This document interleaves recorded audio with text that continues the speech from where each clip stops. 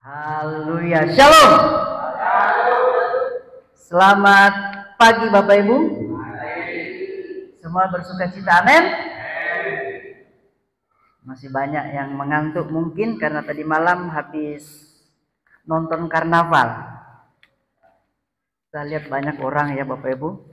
Saya tadi malam bersama istri dan anak-anak itu pulang jam 10. Wah, rame. Itu untuk dunia loh Bapak Ibu. Apalagi untuk Tuhan, pasti harus lebih ramai, betul Bapak Ibu ya. Harus lebih dahsyat dan luar biasa. Nah, saya percaya di akhir zaman ini kita semakin hari semakin lebih kuat. Amin. 2 hari yang lalu kita sudah dengar berita Israel menyerang Irak. Dan tadi malam berita terakhir yang saya tonton, Iran membalas dengan 120 rudal ke Israel. Tapi 90% bisa ditepis dengan Iron Dome dari Israel. Dan hanya 2 lokasi yang terkena dampak. Sekarang kita ada di posisi akhir zaman. Amin. Di akhir zaman kata Alkitab dalam 2 Timotius bahwa akan datang masa-masa yang suka. Orang mulai mencintai dirinya, menjadi hamba uang, mulai fitnah dan lain sebagainya. Matius pasal 24 di situ bicara tentang akhir zaman, di mana keadaan-keadaan dunia semakin kacau dan salah satunya adalah adanya peperangan. Saudara, hari-hari ini kita harus semakin lama semakin kuat. Amin. Itu sebabnya saya beri judul khotbah saya pada pagi hari ini. Apa Bapak Ibu? Semakin lama semakin kuat. Sama-sama dengan saya bilang, saya harus kuat. Taruh tangan kanan Bapak Ibu di dada, bilang, saya harus semakin cinta Yesus. Keluarga saya harus kuat. Pelayanan saya harus kuat. Karena salah satu strategi setan di akhir zaman adalah dia menggoncang keluarga kita. Amin Bapak Ibu. Ya. Karena kenapa? Karena keluarga itu bicara tentang generasi. Bicara tentang apa? Generasi. Kemudian yang kedua, di dalam keluarga itu bicara tentang pencurahan berkat-berkat Allah. Yang ketiga, di dalam keluarga itu bicara tentang pengharapan. Itu sebabnya kalau anak-anak kita tidak kita didik dengan baik, maka dia akan menjadi anak-anak yang liar. Karena di dalam kitab Mazmur, kita bisa melihat bagaimana Raja Daud menggunakan perbandingan. Hidup kita itu seperti panah, dan anak-anak kita itu sebagai anak panah. Sangat tergantung kepada orang yang mendidiknya. Itu sebabnya saya beri judul ini waktu tadi malam saya renungkan, saya harus ngomong apa ini Tuhan. Tiba-tiba Tuhan kasih hikmat sama saya bahwa kamu harus ngomong semakin lama semakin kuat. Dan ini yang terjadi di hadapan kita, dalam pergumulan kita, di dalam kehidupan kita sehari-hari, bahwa banyak orang di akhir zaman akan menjadi lemah. Akan menjadi apa? Banyak orang di akhir zaman akan mudah kecewa, putus asa, sakit hati, luka batin. Itu yang akan terjadi. Tetapi orang yang berharap dan bergantung kepada Tuhan akan tampil sebagai orang-orang yang menang. Amin. Berikan tepuk tangan bagi Tuhan yang meriah. Haleluya. 2 Samuel pasal 3 ayat 1. 1 ayat aja Bapak Ibu. Bisa baca ya.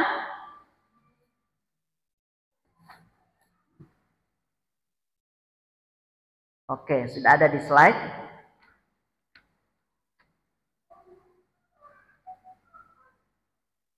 Kita baca bersama-sama. 1, 2, 3. Peperangan antara keluarga Saul dan keluarga Daud berlarut-larut. Daud kian lama, kian kuat, sedang keluarga Saul kian lama, kian lemah.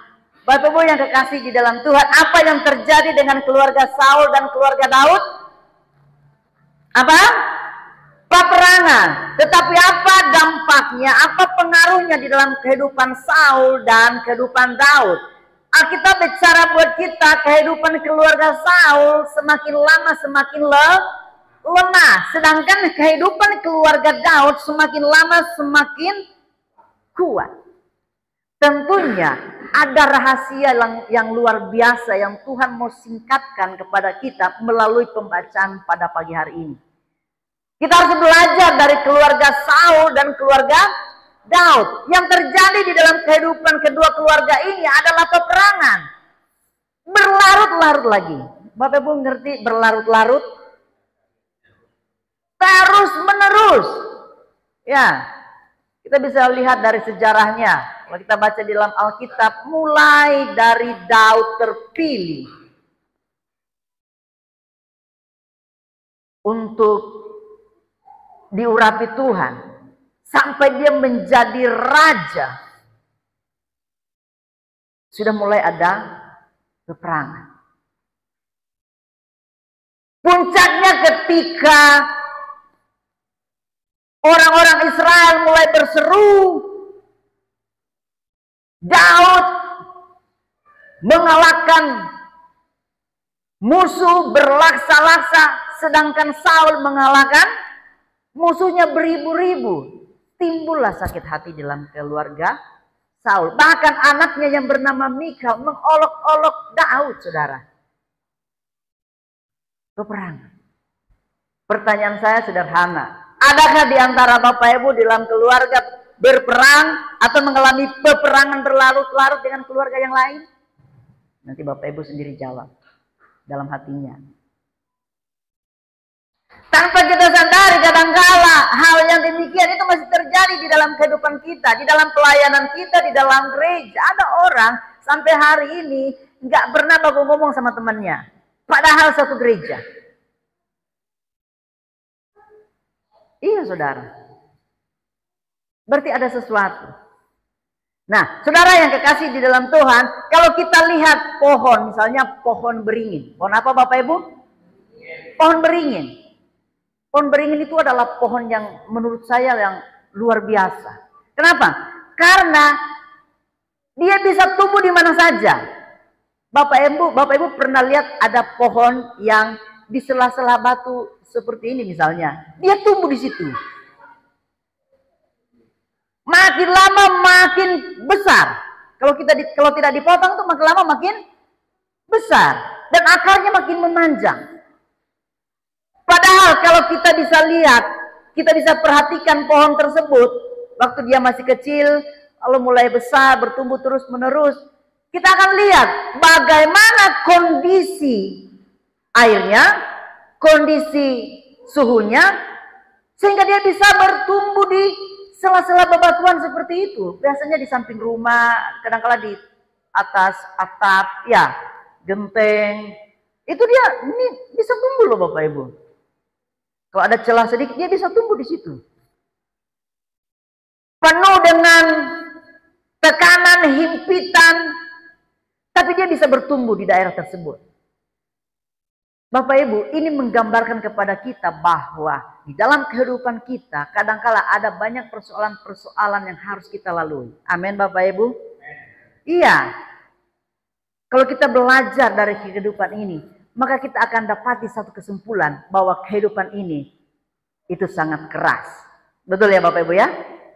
Sangat keras. Sebabnya di dalam kehidupan kita harus mengalami yang namanya proses. Sama-sama dengan saya bilang, saya harus terima proses. Saya harus terima proses. Daud di dalam perjalanan kehidupannya mengalami banyak prosesnya Tuhan. Mengalami banyak prosesnya Tuhan Bapak Ibu. Mulai dia kecil, ya, tidak dianggap oleh kedua orang tuanya. Walaupun dia, kata Alkitab, anak yang ganteng. Alkitab bilang, parasnya kemerah-merahan. Saudara, tapi papa dan mamanya menyepelekan dia. Dia hanya menjadi gembala kambing dari kawanan ayahnya. Sementara ketika dia bertumbuh besar, kakak-kakaknya mulai menyepelekan dia. Sampai pada puncaknya, Bapak Ibu, kakak-kakaknya terpilih menjadi prajurit, bahkan ditempatkan di medan pertempuran. Apa yang dilakukan oleh orang tua Daud? Daud disuruh ke padang untuk menggembalakan kawanan domba milik ayahnya. Tetapi Daud tidak kecil hati, Bapak Ibu yang kekasih dalam Tuhan. Ketika singa mulai menjamah, mulai menangkap, mulai menerkam kambing dombanya, dia tampil sebagai seorang pahlawan. Itu sebabnya di dalam Mazmur 23 kita bisa mengetahui, bisa menghafal, bisa membaca Mazmur dari Raja Daud. Dia bilang apa? Tuhan adalah gembalaku, takkan kekurangan aku. Luar biasa Mazmurnya itu. Tiba saatnya waktu pengurapan, waktu pemilihan. Daud dipilih oleh Tuhan. Ketika Daud tampil di medan pertempuran, dia melihat orang-orang Filistin mulai menghina bangsa Israel. Daud tidak kecil hati. Anak muda, dia tampil. Dia datang kepada Raja Saul. Dia bilang, siapa orang itu? Dia menghina Tuhan Allah Israel. Dia minta izin sama Daud untuk berperang melawan Goliat. Daud diizinkan untuk berperang melawan Goliat. Ketika sudah berhadapan face to face dengan Goliat, Goliat bilang begini, anjingkah aku? Saudara, anjing. Diomongin seperti itu loh, saudara. Tapi Daud tidak kecil hati. Daud tetap kuat karena dia tahu bersama dengan Tuhan dia cakap menanggung segala perkara, Bapak Ibu. Amin. Iya, saudara. Yesus juga mengalami hal yang sama. Waktu dihadapkan kepada Herodes, Herodes bilang, engkaulah raja orang Yahudi itu. Yesus bilang apa? Engkau sendiri yang menyatakannya. Yesus tidak kecil hati. Pertanyaannya, bagaimana dengan kita sekarang? Ketika kita difitnah, apakah kita masih mau berdamai? Pertanyaan itu Bapak Ibu yang jawab. Saudara yang kekasih di dalam Tuhan, dari ayat ini kita bisa merenungkan Bapak Ibu prinsip-prinsip yang penting dalam kehidupan. Oke, coba klik. Saya tulis seperti ini. Seorang yang kuat berarti apa? Seorang yang mampu menghadapi setiap proses yang dijalani di dalam kehidupannya, baik itu suka maupun duka. Seorang yang mau diberkati, dia harus siap menerima tantangan. Seorang yang mau sukses, dia harus melewati setiap level demi level, melewati anak tangga demi anak tangga untuk mencapai puncak. Proses yang dihadapi itu tidak mudah. Kadangkala suka, kadangkala duka. Kadangkala suka, kadangkala duka. Kadangkala enak, kadangkala tidak enak.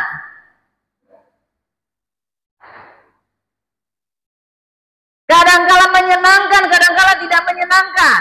Bapak Ibu saja kalau mau datang ke gereja pasti ada orang yang kritik saudara. Betul ya? Iya. Pas masuk udah ya, diomongin lagi. Bu. Itu ibu itu tuh lipstiknya terlalu tebal banget sih. Kayak menor gitu. Diomongin. Itu adalah bagian dari proses. Tetapi ketika kita mampu melewati setiap proses tersebut, maka kita akan mudah untuk mengatasinya. Amin Bapak Ibu? Iya saudara. Oke, klik. Seorang yang kuat bukanlah seorang yang sempurna, tetapi seorang yang mau belajar dan mau diajar. Siapa itu Raja Daud? Alkitab bicara buat kita bahwa dia adalah orang yang lemah juga. Amin. Dalam Mazmurnya dia bicara bahwa di saat aku lemah, aku menjadi kuat karena Tuhan beserta dengan saya. Itu kata Daud, saudara yang dikasih dalam Tuhan. Tetapi di saat yang bersamaan, dia mau belajar dan mau diajar. Saudara, ketika Daud mengalami yang namanya pergolakan dosa di dalam kehidupannya, seorang nabi yang bernama Nabi Nathan, dia datang kepada Raja Daud. Ini raja loh. Daud didatangi oleh seorang siapa? Seorang nabi. Waktu Daud berdosa di hadapan Tuhan dan Nabi Nathan menegurnya, dia bilang begini, engkaulah orang itu. Tahu dosanya Daud apa? Merancangkan pembunuhan. Di dalam kitab undang-undang hukum pidana, orang kalau merancangkan pembunuhan, berarti itu hukumannya apa? Hukumannya berat. Karena apa? Karena dirancangkan. Tapi ketika Nabi Nathan datang kepada Daud dan dia itu cuma begini, engkaulah orang itu. Engkau telah membunuh Uria, suami dari Batseba, dan istrinya itu kamu ambil. Terus apa Raja Daud bilang? Aku menyesal. Aku telah berdosa kepada Tuhan. Tetapi Nathan bilang begini, dosamu sudah diampuni oleh Tuhan, tetapi anak yang ada di dalam kandungan Batseba itu akan dipanggil Tuhan. Daud bilang apa? Dia nggak ngomong apa-apa. Daud cuma berkabung. Dia taruh abu di atas kepalanya selama berapa puluh hari. Dia berkabung untuk anaknya. Itu melambangkan bahwa Daud seorang raja yang rendah hati. Daud adalah seorang raja yang rendah hati. Dia nggak gengsi. Ya, berbeda dengan kita hari-hari ini ketika kita ditegur dengan khotbah, ditegur dengan orang-orang yang dewasa imannya, dewasa rohaninya, hari Minggu gak ke gereja. Karena sudah tersinggung. Orang seperti itu harus berubah. Daud ditegur oleh Nabi Nathan. Padahal dia adalah seorang raja. Tapi dia gak kecil hati. Dia gak bilang, pengawal, tangkap Nabi Nathan. Tidak. Tapi dia merendahkan hatinya di bawah kaki Tuhan. Saudara, Daud bukanlah seorang yang sempurna. Punya kelemahan. Sama seperti kita. Amin. Bilang di samping kiri kanan saudara, bilang, kamu tidak sempurna. Ya iya. Sesama orang yang tidak sempurna harus saling negur kan. Ya jangan. Ya kamu nggak sempurna, gitu, ya kan? Jangan jatuh dalam dosa lagi. Nah iya. Tetapi yang luar biasanya dari Raja Daud adalah dia memiliki yang namanya mental kerendahan hati. Hidup ini bicara kualitas. Sama-sama dengan saya bilang, saya harus berkualitas.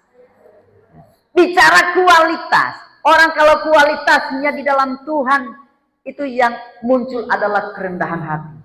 Buah-buah roh. Nah, saya temukan ada 3 prinsip penting di dalam kehidupan kita. Dan kita akan belajar dari Raja Saul dan Raja Daud. Oke, yang pertama. Klik. Prinsip penting dari kehidupan Daud yang membuatnya semakin kuat di tengah peperangan yang berlarut-larut. Yang pertama apa? Coba.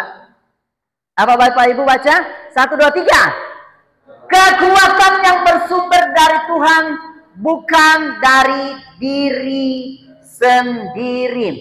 Daud tidak mengandalkan kekuatan sendiri. Kalau kita pikir dia adalah seorang raja, dia punya panglima, dia adalah ahli strategi. Tetapi dia tidak mengandalkan kekuatannya sendiri, tidak mengandalkan kekayaannya sendiri, tidak mengandalkan kehidupannya sendiri. Dia hanya bergantung sama Tuhan. Apa yang Tuhan mau dia kerjakan.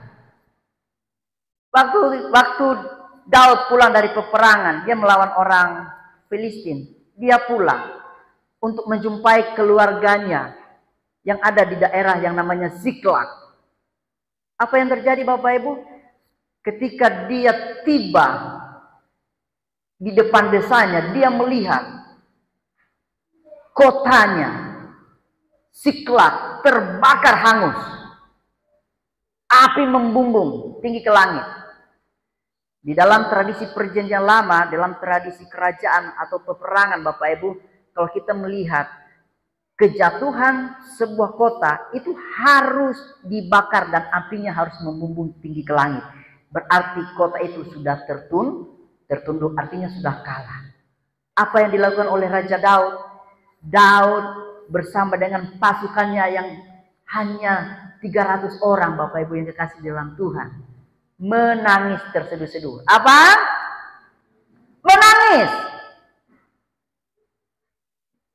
Raja dan pasukannya menangis. Bahkan apa yang terjadi, Daud dimaki-maki sama pasukannya.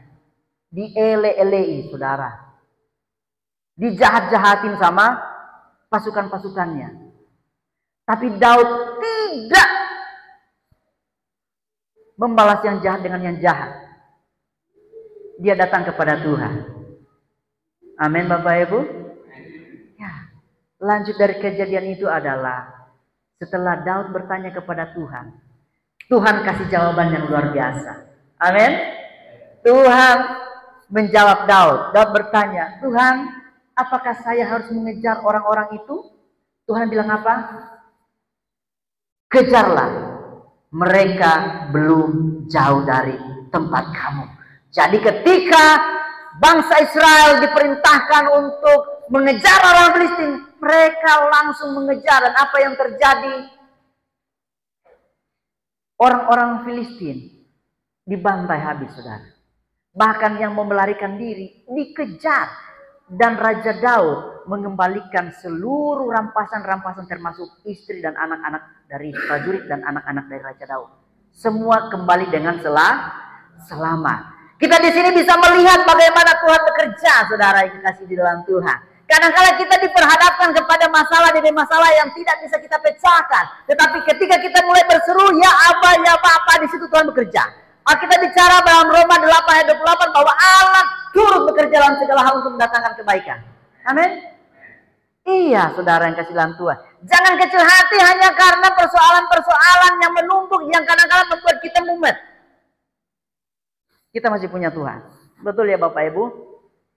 Ya. Kalau kita nggak mampu, itu karena kondisi kita terbatas. Kalaupun kita mampu, itu bukan karena semata-mata kekuatan kita. Ada pertolongan dari Tuhan. Makanya saya selalu bilang begini Bapak Ibu. Lakukan apa yang menjadi bagian kita.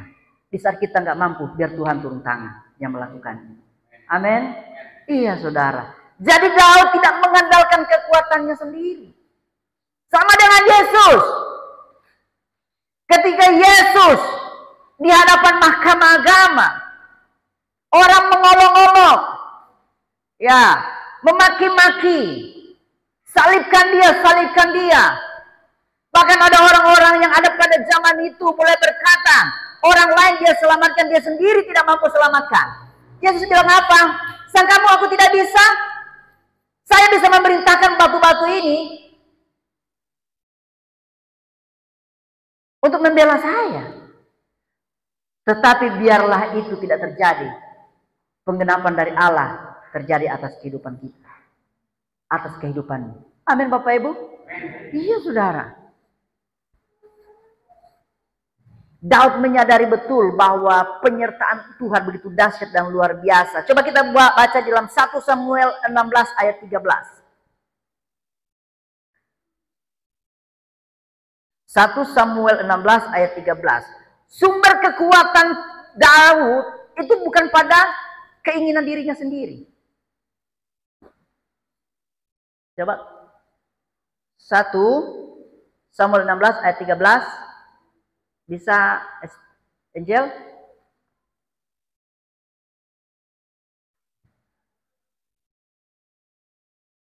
Bapak Ibu yang sudah baca bisa minta tolong dibacakan, tolong berdiri.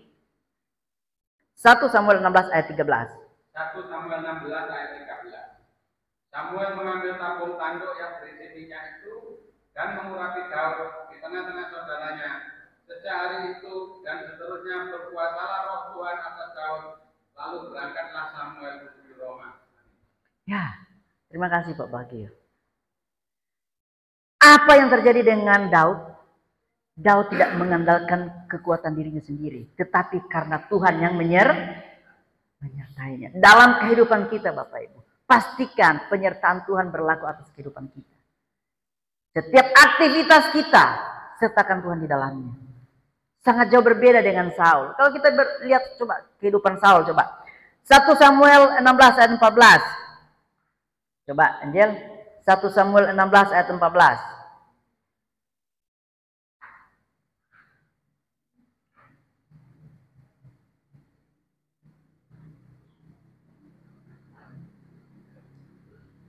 Bisa? Oh, Pak Sanggit coba.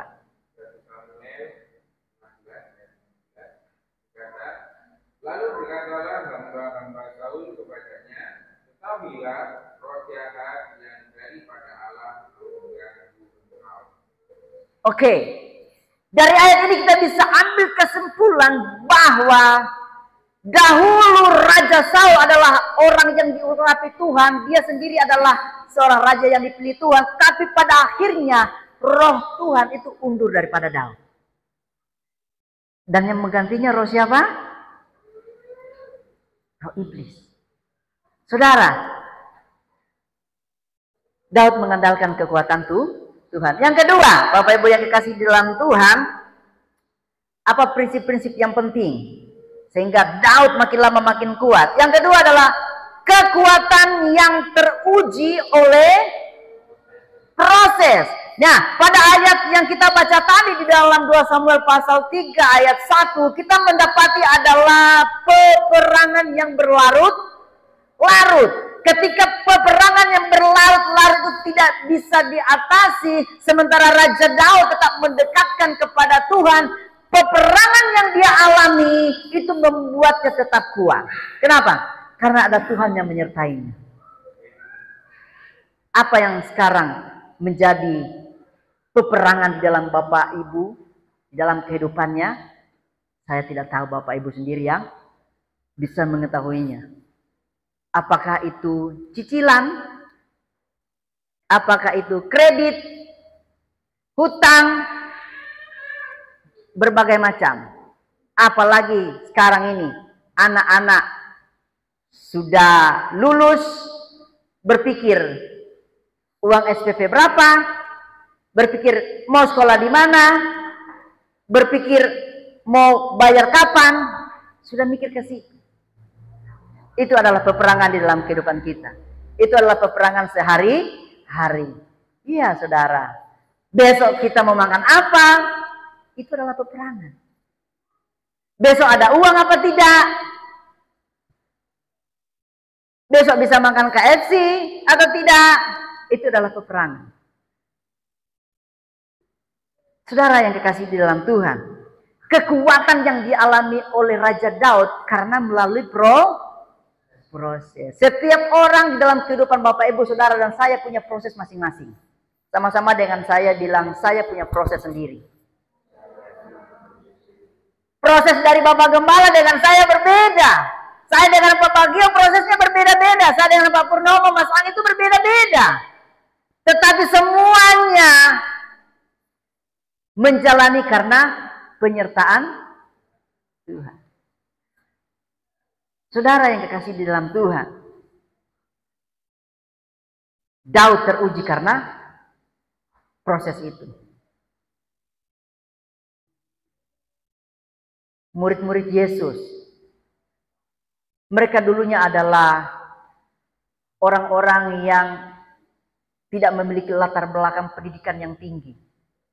Ya, walaupun mereka diajarkan tentang hukum-hukum Tuhan, tetapi secara politik mereka tidak mendapat bagian dalam hal itu.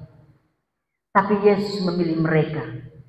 Dan mereka ikut bersama-sama dengan Yesus melewati proses demi proses. Bahkan ada yang menyangkal, bahkan ada yang mengkhianati. Tapi ketika mereka setia sampai pada akhirnya, Tuhan memakai mereka dengan dahsyat dan luar biasa. Amin. Dari mereka lah kita bisa kenal Yesus. Saudara kenal Yesus dari mana? Dari Alkitab, Pak. Iya, Alkitab dari mana? Siapa yang tulis? Yaitu murid-murid itu. Kita bisa tahu Yesus, sumber sukacita, juru selamat, itu dari mereka. Mereka yang memberitakan Injil dengan berani. Amin. Amin. Iya, saudara. Itu sebabnya kehidupan kita itu sangat teruji dengan proses. Yang ketiga, yang terakhir. Kekuatan kita dibangun di atas kesetiaan. Kekuatan dari Raja Daud itu dibangun di atas kesetiaan. Kita bicara buat kita di dalam Roma 5 ayat 4. Ya. Ketekunan itu mendatangkan tahan uji, dan tahan uji menimbulkan yang namanya pengharapan. Saudara, orang yang setia dia adalah orang yang tekun. Amin. Orang yang setia dia adalah orang-orang yang siap dipakai oleh Tuhan. Saudara, Daud dia setia. Mulai dari dari kecil sampai dia mati, dia setia kepada Tuhan. Persoalan pasti banyak yang muncul, tetapi dia tetap setia. Yesus juga tetap setia. Sampai dia mengakhiri hidupnya, dia tetap setia. Daud terus bertanya kepada Tuhan apa yang harus dia lakukan untuk mengalami yang namanya proses, untuk menjalani proses tersebut. Dia tetap bergantung erat sama Tuhan, melekat. Demikian juga dengan kehidupan kita. Kehidupan kita harus melekat dan bergantung kepada Tuhan. Amin, Bapak Ibu. Setia. Bilang di samping kiri kanan saudara, setia. Saya harus setia, Bapak Ibu juga harus setia. Amin. Sampai langkah terakhir. Setuju ya? Sampai langkah terakhir harus setia. Jangan di tengah-tengah jalan buyar. Ya, kecuali kalau dipanggil Yang Maha Kuasa. Harus setia. Di dalam keluarga harus setia, pekerjaan harus setia, di dalam pelayanan juga harus setia. Karena untuk membangun kesetiaan itu perlu harga yang mahal. Daud bisa sampai menjadi raja, itu mahal harganya Bapak Ibu. Step demi step. Tantangan demi tantangan, pergumulan demi pergumulan. Sama dengan Bapak Ibu juga mengalami hal yang sama. Bapak Ibu untuk mencapai sebuah kesuksesan mengalami yang namanya proses. Disitulah kesetiaan itu teruji. Kesetiaan itu teruji oleh waktu. Itu sebabnya saya selalu bilang, bukan langkah awal yang menentukan kehidupan kita, tetapi langkah akhir. Kalau langkah awal kita mulai semangat, bersukacita, memuji Tuhan, memberitakan Injil, langkah akhir juga harus tetap sama. Jangan ada orang waktu di awal-awal melayani begitu semangat, begitu menggebu-gebu, begitu bersemangat, begitu bersukacita, ketika di akhirnya murtad. Dia bilang Alkitab salah. Dia bilang Alkitab sudah dipalsukan. Dia bilang Yesus tidak mati, tetapi diserupakan. Terus yang ganti siapa? Giliran ditanya model seperti itu, nggak bisa jawab. Ayo. Orang bilang, Yesus cuma diserupakan. Ditanya, siapa yang diserupakan itu? Makin lama, makin beda-beda pendapatnya. Ada yang bilang Yudas Iskariot. Ada yang bilang Yokelet lah. Ada yang bilang Yokebed lah. Macam-macam. Tapi Alkitab memberikan bukti yang jelas. Amin. Itu sebabnya kita harus bangga punya Alkitab. Setialah membaca Alkitab. Setuju? Setuju? Amin. Oh, setialah membaca Alkitab, Bapak Ibu yang dikasih dalam Tuhan. Siapa yang sudah selesai dengan kitab Matius?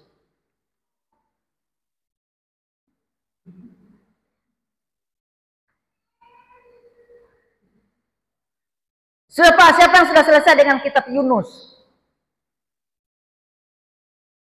Tuhan. Bapa kami yang ada di surga, dikuduskanlah nama. Siapa yang sudah selesai dengan surat Yudas? Itu cuma satu lembar loh, satu lembar toh itu. Bapa kami yang di surga, dikuduskanlah namamu, datanglah kerajaanmu, jadilah, haleluya. Miliki agenda Bapak Ibu di dalam kehidupan Bapak Ibu. Minimal satu hari, satu ayat atau satu pasal, terserah. Artinya apa? Kita punya kebiasaan, kesetiaan untuk melakukan hal-hal yang kecil. Ya, cuci piring aja sambil lihat. Segala perkara dapat kundangmu di dalam Dia yang memberi kekuatan. Itu sudah bagus itu. Itu yang menuntun kita. Atau Tuhan adalah gembalaku, takkan kekurangan aku. Ia membaringkan aku di padang yang berumput hijau. Itu sudah menjadi rema dalam kehidupan kita Bapak Ibu. Walaupun cuma satu ayat, tapi kalau kita terima dengan iman, itu akan berkuasa. Amin. Iya, itu punya kuasa saudara. Ya. Jangan tiap hari. Ya, cabai keriting mahal. Ya, bawang putih naik. Ya, bawang merah naik. Apalagi yang sekarang muncul yang online-online itu. Ya, belum setor foto hari ini. Maklum Evi Pro. Ya, belum setor foto. Pagi-pagi sudah setor foto. Ya, baca dulu tuh firman Tuhan ya. Amin. Pagi-pagi setor foto.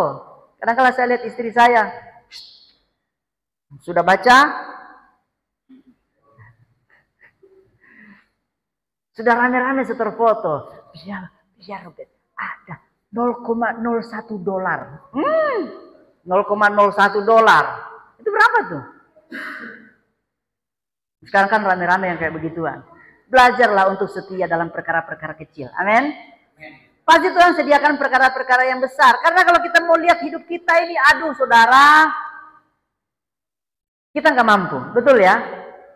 Dengan kondisi ekonomi, dengan pola pikir kita nggak mampu. Tapi kalau kita bersama Tuhan, Tuhan pasti membuka jalan dan memberikan jalan keluar yang terbaik. Amin.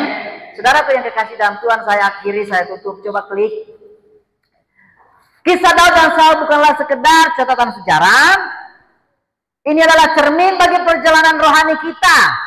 Tuhan tidak memanggil kita untuk menjadi lemah, tetapi Dia memanggil kita untuk menjadi kuat.